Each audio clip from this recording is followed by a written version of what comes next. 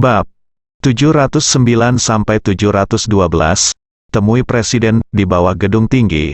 Dua pelayan yang bertanggung jawab menjaga konferensi ramuan di sini berlutut dengan hormat dan memberi hormat. Li Fugui tertegun sejenak, dan kemudian dia merasa lega.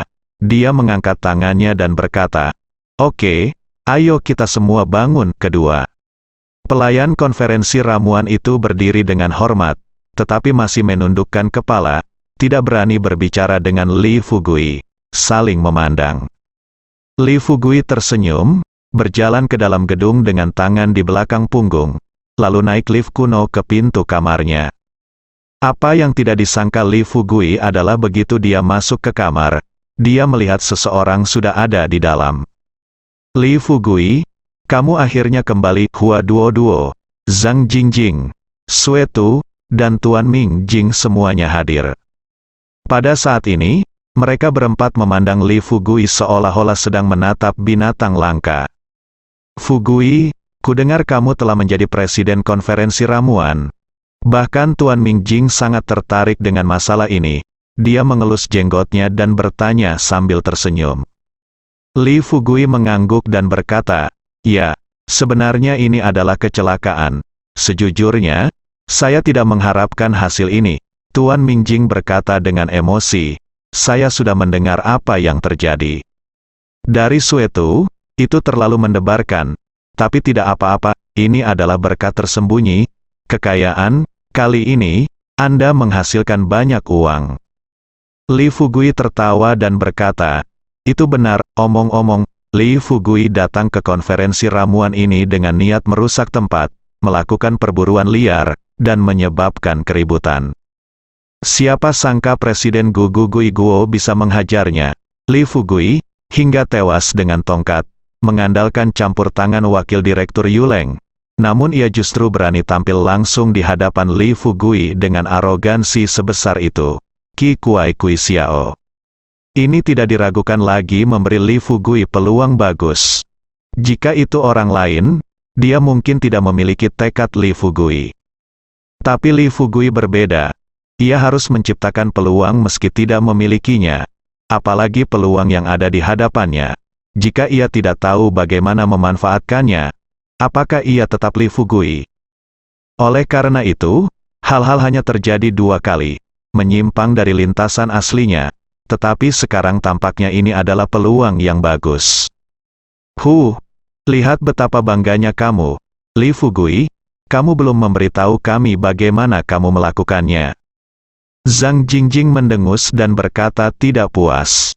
Mendengar ini, Hua Duo pun menatap Li Fugui dengan tatapan penasaran.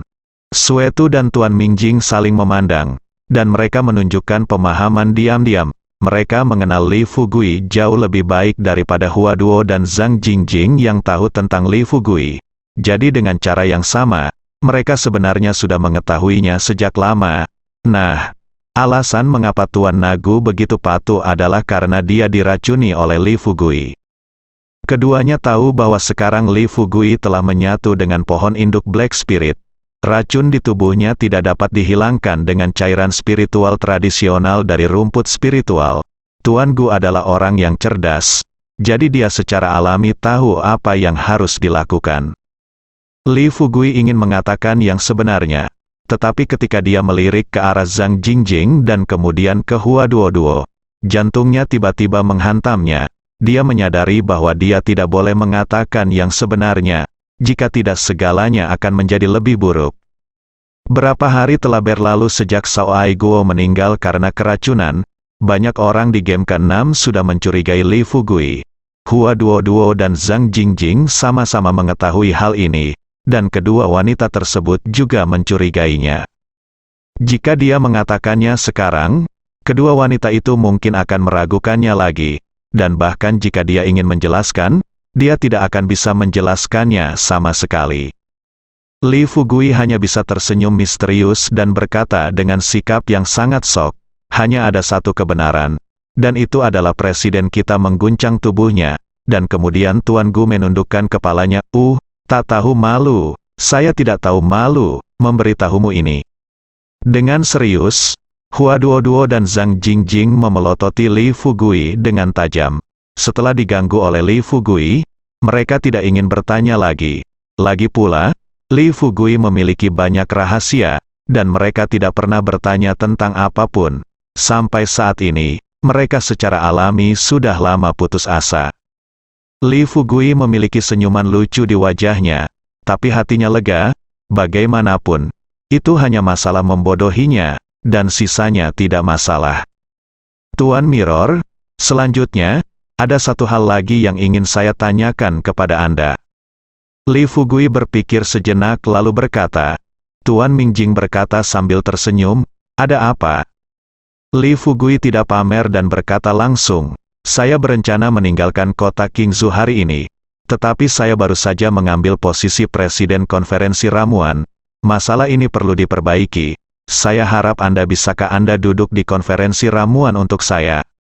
Tuan Mingjing memandang Li Fugui dengan ragu-ragu dan berkata, "Saya tidak punya masalah, tapi apakah ini baik-baik saja?" "Tentu saja," Li Fugui berkata dengan senyum percaya diri. "Tuan Mingjing, yang Anda butuhkan hanyalah lakukan apa yang saya katakan, dan saya jamin bahkan jika Anda ingin pergi, tidak ada yang akan setuju." Setelah mendengar ini, Tuan Mingjing mengangguk dan berkata, "Tidak apa-apa, kalau begitu, maka aku lega. Ya, aku berjanji padamu ini." Li Fugui tertawa, ini adalah sesuatu yang baru saja dia pikirkan. Keputusannya untuk pergi dari sini adalah masalah pertimbangan yang cermat. Di satu sisi, tugas yang dikeluarkan pada ronde ke-6 tidak lagi terburu-buru untuk diselesaikan, dan perlu menunggu kesempatan. Hal kedua adalah dia baru saja mengambil posisi Presiden Konferensi Pengobatan Spiritual, dan saya tidak tahu berapa banyak orang yang ingin menemukannya dan menyukainya. Li Fugui sama sekali tidak tertarik dengan semua ini. Tapi seperti kata pepatah, jangan pukul orang yang tersenyum. Jadi Li Fugui tidak mampu menyinggung perasaannya, jadi dia harus bersembunyi. Tentu saja, sebenarnya ada banyak alasan yang memungkinkan Li Fugui mengambil keputusan akhir, namun tidak perlu dijelaskan lebih lanjut. "Presiden, seseorang ingin bertemu denganmu." Pada saat ini, seorang pelayan dari konferensi ramuan masuk. Mata Li Fugui berkilat, dan tidak ada kejutan di wajahnya. Dia berkata, "Bawa orang masuk." Li Fugui tentu saja tidak akan menolak orang pertama yang menemukannya dan datang mengunjunginya. Namun, saat Li Fugui melihat sosok anggun yang masuk, dia menyesalinya. Orang yang datang tidak lain adalah Xiao Rongrong. Li Fugui dengan jelas melihat ketika Hua Duoduo dan Zhang Jingjing melihat Xiao Rongrong masuk. Mata mereka tiba-tiba menjadi sedikit berbeda. "Saya telah bertemu Presiden Li." Suara Xiao Rongrong penuh kemalasan dan sangat menarik. Li Fugui memikirkan kejadian masa lalu di mana dia dan Xiao Rongrong pergi ke Yunyu bersama-sama, dan jantungnya bergetar, dan hidungnya terasa panas. Tidak berlebihan jika dikatakan bahwa Xiao Rongrong, wanita ini, adalah yang paling cantik di dunia. "Ahem, ayo keluar dan bicara." Li Fugui tidak berani membiarkan Xiao Rongrong tinggal di sini lagi. Dia tidak takut pada hal lain. Dia hanya takut Hua Duo dan Zhang Jingjing akan berhenti bertanya. Tentu saja, Xiao Rongrong tidak akan menolak.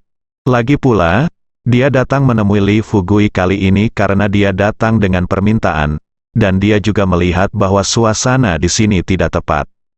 1 jam kemudian, di jalan tol Qingzhou, Li Fugui mengendarai mobil Audinya langsung ke Kabupaten Qinglong. Sepanjang jalan, semua kendaraan berada di arah yang sama, dan mereka memberi jarak yang lebar pada mobil Li Fugui. Semua ini karena ada plat militer yang tergantung di belakang mobil Li Fugui. Tidak diragukan lagi, alasan Li Fugui menikmati perlakuan seperti itu adalah karena statusnya sebagai wakil kapten tim kedua di game ke-6. Li Fugui biasanya bukan orang yang suka pamer, dan dia biasanya tidak menggunakan plat nomor ini. Tetapi ketika dia berpikir bahwa dia akan pulang ke rumah dengan penuh kejayaan, dia langsung memakainya. "Aku akan mencintaimu bahkan sampai mati," begitu jelas. Tiba-tiba, ponsel Li Fugui berdering.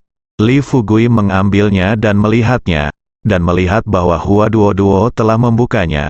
Li Fugui menjawab panggilan itu sambil tersenyum, dan bertanya, Hua Duo, apakah kamu ada hubungannya denganku? Hua Duo berkata dengan nada serius, Li Fugui, kamu di mana kamu sekarang? Li Fugui berkata langsung, dalam perjalanan pulang. Hua Duo berkata dengan marah, kamu ingin pulang? Kenapa kamu tidak menyapa terlebih dahulu? Bajingan, kamu juga wakil kapten tim kedua, kan? Apakah ada orang seperti Anda yang mengabaikan pilihan Anda dan melarikan diri? Li Fugui dengan cepat menjelaskan, Tim Hua, ada sesuatu yang mendesak yang harus saya lakukan ketika saya pulang. Selain itu, bukankah kamu masih memiliki saya di tim kedua? Tidak ada yang salah. Apapun masalahnya, Anda cukup menelepon saya, atau Anda dapat bertanya kepada orang-orang yang saya ikuti di ronde ke-6. Hua Duo mencibir dan berkata, saya pikir Anda melarikan diri karena takut akan kejahatan. Li Fugui bingung. Ditanya, apa ketakutan akan kejahatan? Apa hubungannya ini dengan saya? Nada bicara Hua Duo menjadi serius lagi. Dia berkata, saya baru saja mendapat kabar bahwa gabungan tim investigasi telah dikirim dari markas besar dan bergegas menuju kami. Kota Qingzhou. Wakil Direktur Ming berkata bahwa Anda adalah subjek pertama yang diselidiki secara intensif. Li Fugui berkata dengan tidak setuju, saya tidak akan mengakui apapun tanpa bukti. Jika Anda ingin memfitnah saya, katakan saja. Mengapa repot-repot menuduh saya? Lagi pula, saya tidak peduli. Meskipun dia mengatakan ini, Li Fugui merasa di dalam hatinya. Hati terkejut, dilihat dari situasi ini, masalah Sao Aiguo seharusnya menjadi masalah besar. Apalagi wakil direktur Ming tidak meneleponnya, yang jelas pihak lain juga mencurigainya dan bahkan percaya bahwa Li Fugui lah yang melakukannya. Sekarang tim investigasi gabungan telah dikirim. Li Fugui sedikit beruntung karena dia berlari cepat. Jika tidak, dia tidak akan bisa melarikan diri saat itu. Li Fugui langsung pergi setelah berbicara dengan Xiao Rongrong. Hua Duo tiba-tiba merendahkan suaranya dan berkata dengan cemas, Li Fugui, lupakan hal-hal lain, aku percaya padamu. Tapi begitu petinggi mengetahui tentang wakil direktur Leng, setidaknya satu wakil direktur akan dikirim untuk menyelidiki. Apa kabar, akan menangani masalah ini? Wakil direktur Leng, Li Fugui menyipitkan matanya dan berkata, Duo, jangan khawatir tentang ini, saya akan menanganinya. Karena wakil direktur Leng ingin bunuh dia, jadi sejak awal, akhir dari wakil direktur Leng sudah hancur. Pada titik ini, kecuali Li Fugui mengembangkan racun ajaib di pohon induk Black Spirit, wakil direktur Leng tidak akan pernah bisa kembali ke game ke-6 dalam hidupnya. Memikirkan hal ini, Li Fugui tiba-tiba merasakan sesuatu di dalam hatinya dan menyadari bahwa dia telah mengabaikan sesuatu. Tapi tidak perlu khawatir, dia masih bisa melakukan itu setelah kembali ke Kabupaten Qinglong. Oke, kamu tetap melakukannya. Aku hanya ingin mengingatkanmu bahwa kamu bisa menjaga dirimu sendiri. Tidak apa-apa untuk pergi. Itu saja. Aku mati. Hua Duo tampak sedikit marah karena Li Fugui pergi tanpa pamit. Setelah mengatakan itu, langsung saja tutup teleponnya. Li Fugui tertawa terbahak-bahak, meletakkan ponselnya, menginjak pedal gas, dan mobil Audi melaju menuju Kabupaten Qinglong. 5 atau 6 jam kemudian, Li Fugui mengemudikan mobil, keluar dari jalan raya, dan memasuki yurisdiksi Kabupaten Qinglong. Setelah berkendara sekitar setengah jam, Li Fugui sudah memasuki kota. Dia belum kembali selama beberapa bulan, tetapi Kabupaten Qinglong telah banyak berubah. Misalnya, banyak papan reklame di pinggir jalan bertuliskan slogan-slogan seperti, pangkalan penanaman obat Tiongkok Desa Xiaoxi menyambut Anda. Li Fugui tampak bahagia sekaligus bersalah. Meskipun dia dan Gao Yunru mengemukakan konsep ini bersama-sama, nyatanya dia dan para wanita inilah yang melakukan segalanya, dan dia sendirilah bosnya. Dari papan reklame di kedua sisi jalan, Dia mengetahui bahwa basis penanaman bahan obat di desa Xiaoxi benar-benar mulai terbentuk. Li Fugui sedikit bersemangat untuk kembali ke rumah. Dia ingin kembali ke desa Xiaoxi secepatnya untuk bertemu Li Xiuling dan Gao Yunru. Mereka bersatu kembali. Namun kini setelah ia kembali ke Kabupaten Qinglong, tentunya Li Fugui harus mengunjungi Dekansu dari Rumah Sakit Rakyat Dekansu. Bukan hanya penyelamat Li Fugui, tetapi juga pembimbing Li Fugui yang terkenal. Misalnya, kesempatan pergi ke kota Qingzhou untuk mengikuti konferensi pengobatan tradisional Tiongkok diberikan oleh Dekansu. Jika tidak, Li Fugui tidak akan mengetahuinya, apalagi berpartisipasi. Dengan mengingat hal ini, Li Fugui terus menyalakan mobilnya. Tetapi bukannya pergi ke rumah sakit, dia malah pergi ke rumah Dekansu. Sudah hampir jam 4 atau 5 sore. Menurut jadwal Dekansu seharusnya sudah ada di rumah saat ini. Setelah Li Fugui mengemudikan mobilnya ke komunitas yang berafiliasi dengan rumah sakit, ia sampai di halaman rumah Dekansu. Semuanya masih sama seperti dulu. Hanya saja dedaunan di kiri kanan jalan menjadi sedikit layu dan menguning. Di sana tidak ada perbedaan dari sebelumnya. Ding dong. Li Fugui melangkah maju dan membunyikan bel pintu. Siapa itu? Suara istri Dinsu datang dari dalam. Berderit, pintunya terbuka. Li Fugui tanpa sadar menunjukkan senyuman di wajahnya dan berteriak, "Bibi." Apakah itu kamu?" Orang yang datang untuk membukakan pintu bukanlah istri Dekansu, melainkan putri Dekansu, Su Qing. Begitu Su Qing melihat Li Fugui, kilatan keterkejutan melintas di matanya, dan dia berkata, "Siapa namamu, Bibi? Apakah aku setua itu? Tidak tua dan tidak tua. Bukankah aku memanggilmu dengan nama yang salah?" Li Fugui menggaruk dengan canggung. Dia menggaruk kepalanya dan menjelaskan. Su Qing tersenyum, dan bukannya berwajah dingin seperti sebelumnya. Dia melangkah ke samping dan berkata, "Oke, masuk." Li Fugui segera masuk dan melihat Dinsu duduk di sofa, membaca koran, sementara istri Dinsu sedang mengepel lantai. "Xiao Qing, siapa di sini?" Dinsu bertanya tanpa mengangkat kepalanya. Li Fugui tersenyum dan merasa lega saat melihat wajah familiar Dinsu tidak bertambah tua. Di saat yang sama, hati Li Fugui dipenuhi rasa syukur. Perjalanan ke kota Qingzhou ini seperti yang diharapkan Li Fugui. Bagi Li Fugui, perjalanan ke kota Qingzhou hanyalah kesempatan terpenting dalam hidupnya. Ini baru beberapa bulan, dan dibandingkan dengan dirinya saat itu, dia sudah setinggi awan. Jika Li Fugui di masa lalu hanya ingin menghasilkan lebih banyak uang agar keluarga dan teman-temannya bisa hidup lebih baik, sekarang, dia telah mewujudkan cita-cita ini dan memiliki tujuan yang lebih besar. Tidak hanya itu, status Li Fugui juga mengalami perubahan yang mengejutkan.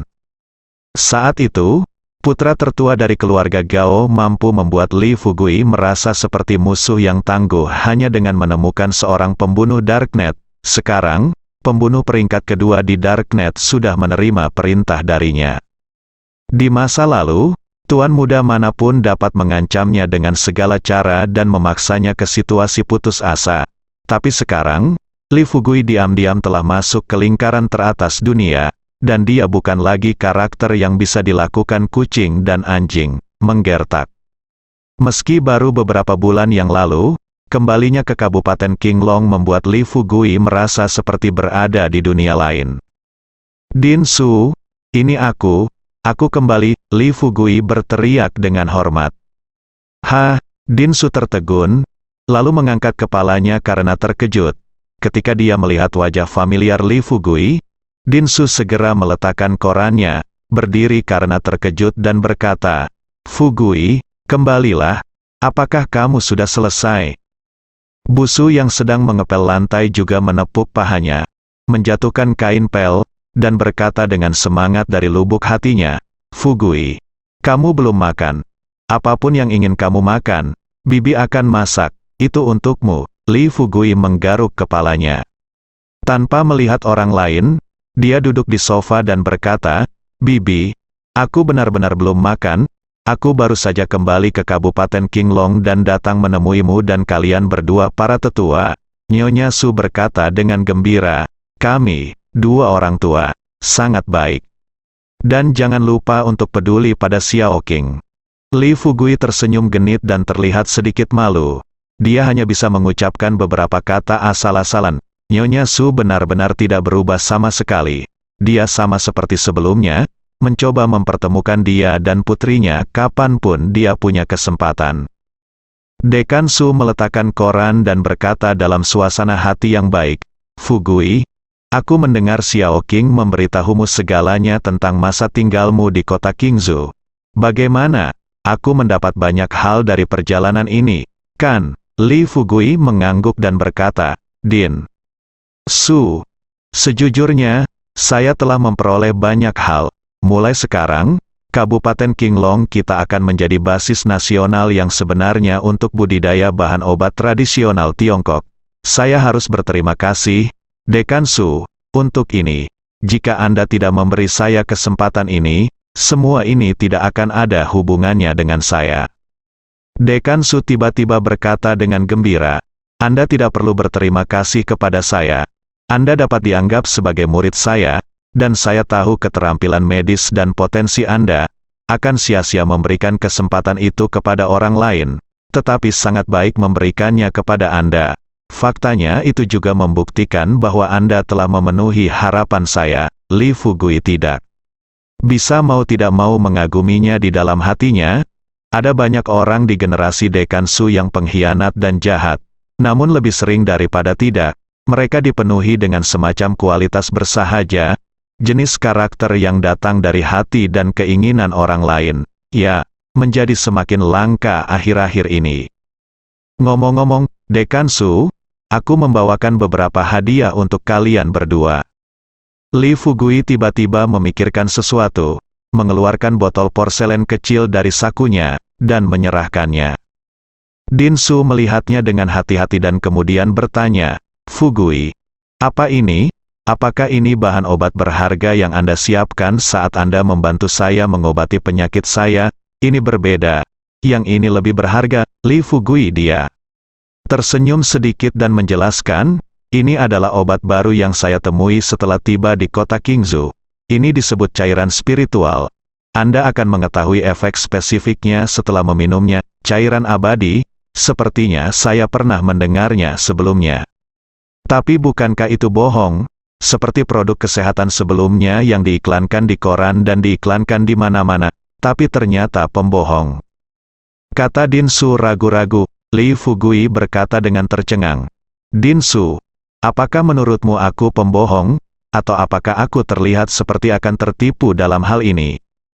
Su Qing, yang sedang duduk di samping, tiba-tiba berkata, Ayah, yakinlah, obat ini baik-baik saja.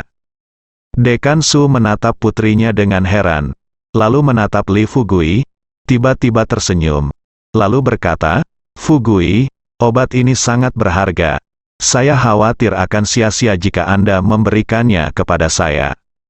Li Fugui berkata sambil tersenyum, Din Su, jangan khawatir, saya punya banyak obat ini, saya tidak akan melakukannya kekurangan 1 atau 2 botol.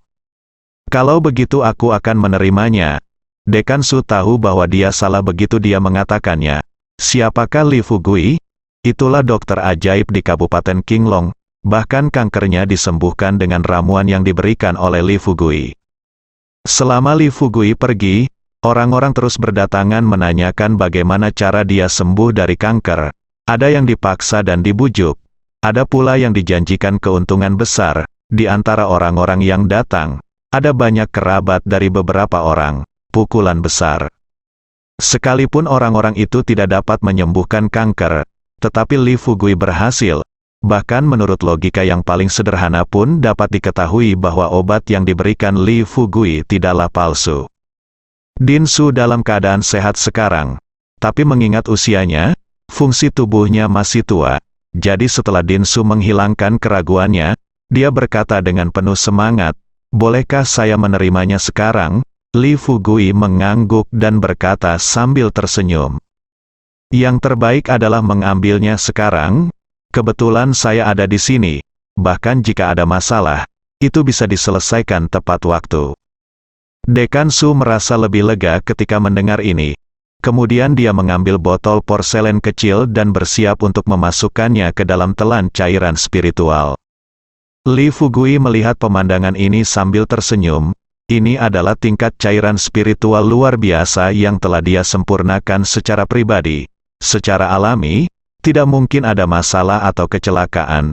Jika ada, paling banyak, itu karena Dekan Su, usia tua dan kelemahannya, itu hanya masalah kompensasi saja. Ding dong, saat Dekan Su mengangkat kepalanya, mengendus suara aneh yang menembus ke dalam sumsum tulang, tenggorokannya berguling, dan dia hendak mengambilnya tak terkendali. Bel pintu kamar tiba-tiba berbunyi. Aku akan membuka pintunya. Su King berdiri dan berjalan menuju pintu. Din Su memikirkannya dan segera berhenti meminumnya. Bagaimanapun, sebagian besar orang yang datang ke rumahnya saat ini adalah orang-orang dari rumah sakit yang ingin menanyakan sesuatu kepadanya. Benar saja, sesaat kemudian, Su King membawa seorang pria parubaya gemuk dengan perut buncit. Begitu pria gemuk itu masuk, dia berteriak, "Dekan tua, tolong aku." Ketika Dekan Su melihatnya, dia langsung menjadi senang dan berkata sambil tersenyum, "Xiao Wang, apakah kamu tidak baik-baik saja? Apa yang bisa saya lakukan untuk menyelamatkanmu?" Li Fugui memandang pria gendut itu dengan ekspresi lucu. Pria gendut Wang ini tidak lain adalah wakil direktur dari Rumah Sakit Rakyat Kabupaten Qinglong. Orang ini awalnya, dia mengandalkan perusahaan farmasi Sihai untuk menekannya, Li Fugui, tetapi dihukum berat oleh Li Fugui. Tak hanya itu, Li Fugui juga teringat bahwa ponsel aslinya berisi video tidak senonoh, Fatih Wang. Sayangnya ponsel tersebut telah rusak saat berada di dasar laut. Ketika Wakil Presiden Wang melihat Li Fugui, dia memiliki kejutan besar di wajahnya. Kemudian dia segera berlari mendekat, mengangguk dan membungkuk dan berkata, "Li, Dokter Ilahi Li, apakah kamu kembali?" Li Fugui meliriknya sambil tersenyum. Dan kemudian bertanya, "Wakil Presiden Wang, apakah Anda kecewa melihat saya kembali?" Wakil Presiden Wang terkejut. Setelah dia dihukum berat dengan metode Li Fugui, dia tidak akan pernah muncul lagi. Saya tidak berani melakukannya. Pikiran lain. Apalagi berhenti berusaha bergaul dengan Dekan Su. Selama ini saya hanya bersikap jujur dan patuh. Sekarang ketika dia mendengar apa yang dikatakan Li Fugui, dia ingin bersumpah, "Dokter Li, beraninya aku kecewa, aku sangat merindukanmu." Li Fugui tiba-tiba merasa merinding di tubuhnya. Dia melotot dan berkata, "Jangan Anda berbicara omong kosong di sini. Saya peduli dengan wanita, tahukah Anda itu?" Wakil Presiden Wang tersenyum datar dan berkata, "Tentu saja saya tahu. Kita semua laki-laki, Dokter Li. Kecantikan seperti apa yang Anda sukai? Jika tidak, saya akan mencarikan satu untukmu." Mencari sesuatu. Wajah Li Fugui segera berubah menjadi hijau. Dia memelototi pria gendut itu dan mengutuk. "Apakah aku orang seperti itu, Xiao Wang? Apakah kamu tidak ingin jalan-jalan lagi, Wakil Presiden?"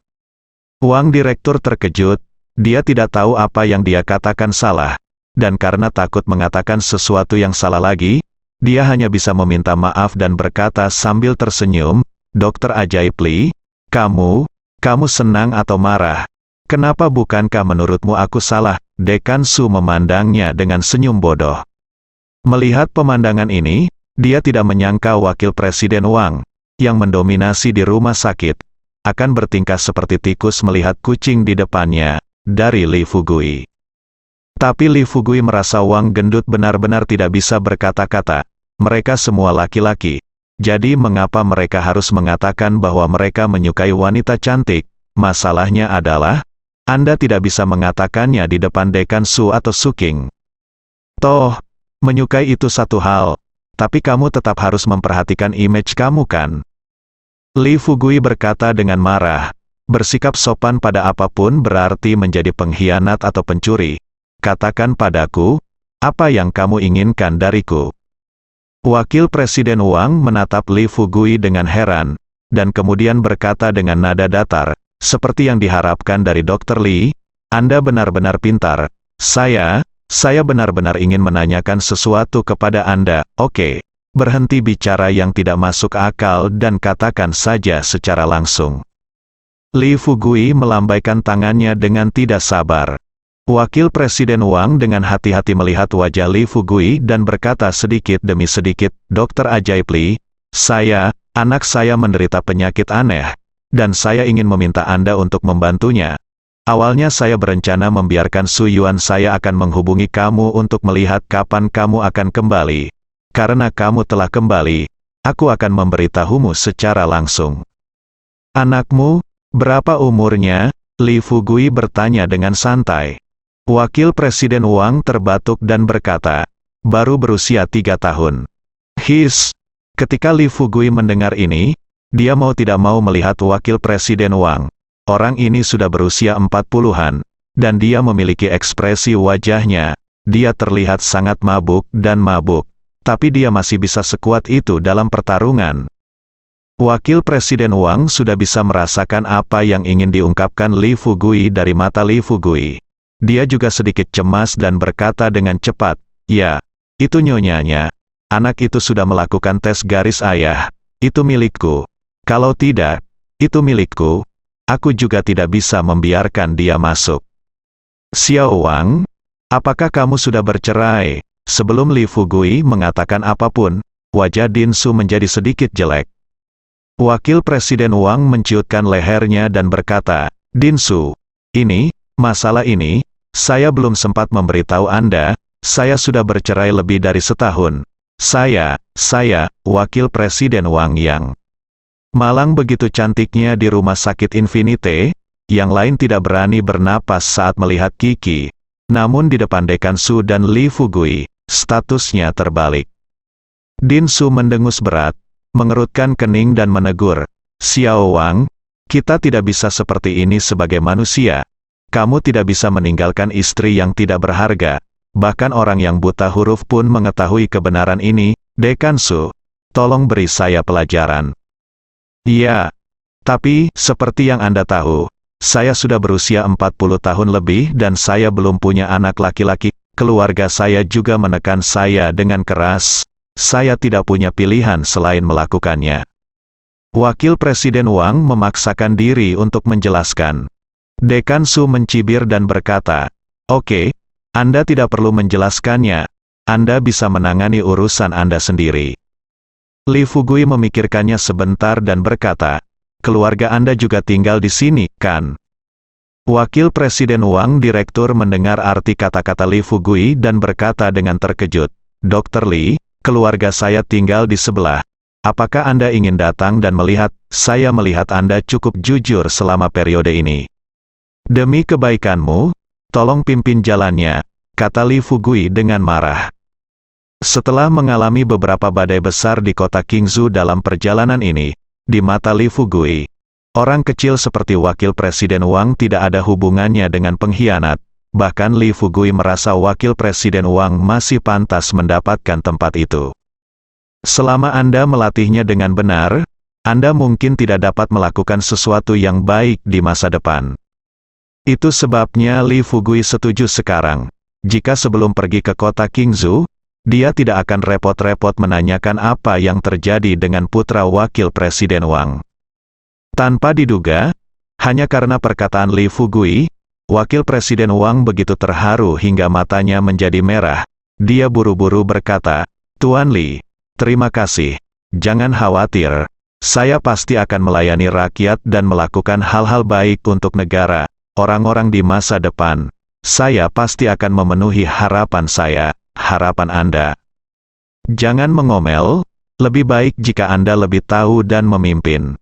Li Fugui berkata kepada Dekan Su, lalu berdiri dan mengikuti Wakil Dekan Wang menuju pintu. Yang mengejutkan Li Fugui, Su Qing juga mengikuti. Li Fugui harus berpura-pura tidak tahu. Wakil Presiden Wang tidak hanya tinggal di rumah keluarga rumah sakit, tetapi juga tinggal di villa keluarga tunggal di sebelahnya. Jadi Li Fugui pada dasarnya tidak mengambil 2 langkah sebelum berubah menjadi rumah Wakil Presiden Wang. Xiao Cui, cepat buatkan teh, dan keluarkan jubah merah besar yang kuhargai.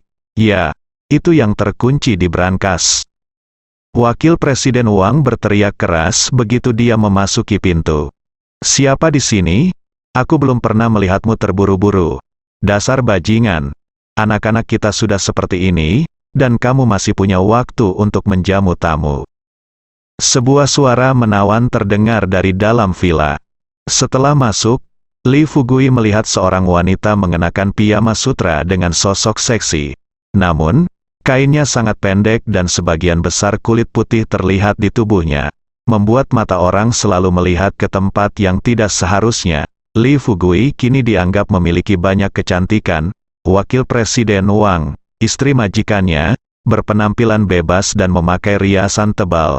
Setelah memperhatikan tatapan Li Fugui, dia tidak peduli, bersambung.